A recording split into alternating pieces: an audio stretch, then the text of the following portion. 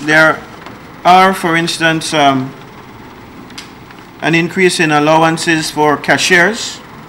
There is an increase in revenue allowance per month. There is an increase in housing and rent allowance for public officers and teachers.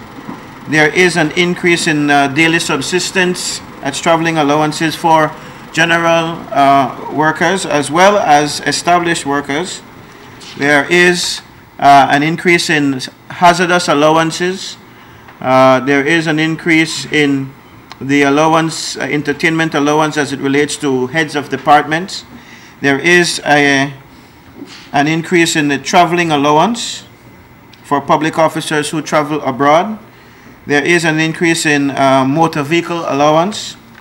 There is an agreement for public sector modernization to include a performance appraisal system or meritocracy system, a position classification plan, review of the public service regulations, review of the government workers regulations, and an institutional audit of the public service. All of these form a part of that public sector modernization plan that we're agreeing to today.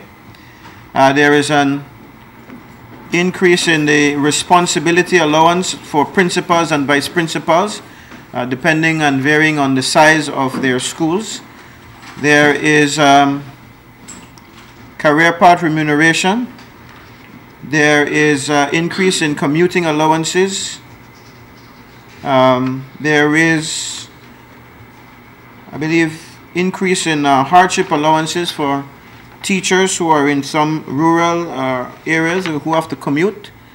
There is an increase in, and the establishment of a teacher training subsidy. So I believe that's it. And just in case you were wondering, we have signed this agreement today, but we hope that it can take effect at the start of the next financial year. That is the plan, so that it will not have budgetary implications for us immediately.